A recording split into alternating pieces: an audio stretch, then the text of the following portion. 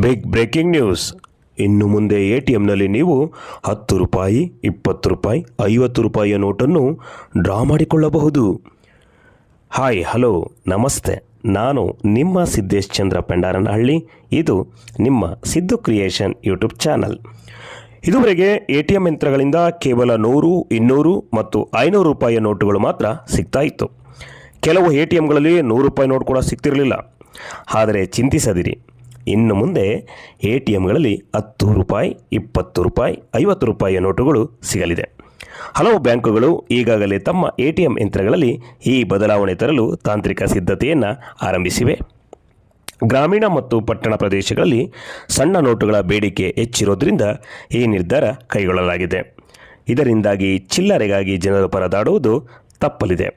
ಈಗಿನ ವರ್ತಮಾನದ ಡಿಜಿಟಲ್ ಪಾವತಿಗಳ ಯುಗದಲ್ಲೂ ದೈನಂದಿನ ಸಣ್ಣಪುಟ್ಟ ವ್ಯವಹಾರಗಳಿಗೆ ನಗದು ಹಣ ಅನಿವಾರ್ಯ. ಈ ಕಾರಣಕ್ಕೆ ಸಣ್ಣ ವ್ಯಾಪಾರಿಗಳಿಗೆ ಅನುಕೂಲವಾಗುವ ದೃಷ್ಟಿಯಿಂದ ಈ ಯೋಜನೆ ರೂಪಿಸಲಾಗಿದೆ. ರಿಸರ್ವ್ ಬ್ಯಾಂಕ್ ಆಫ್ ಇಂಡಿಯಾ ಇತ್ತೀಚೆಗೆ ಹೊರಡಿಸಿದ ಮಾರ್ಗಸೂಚನೆಯಂತೆ ದೇಶಾದ್ಯಂತ ಇರುವ ಎಟಿಎಂಗಳಲ್ಲಿ ಸಣ್ಣ ಮುಖಬೆಲೆಯ ನೋಟುಗಳ ಸೂಚನೆ ನೀಡಲಾಗಿದೆ. ಅದರ ಭಾಗವಾಗಿ ಈ ಹೊಸ ತಂತ್ರಜ್ಞಾನದ ಯಂತ್ರಗಳನ್ನು ಪರಿಚಯಿಸಲಾಗುತ್ತಿದೆ. ಧನ್ಯವಾದಗಳು.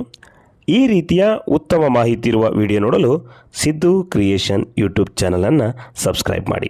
Thank you.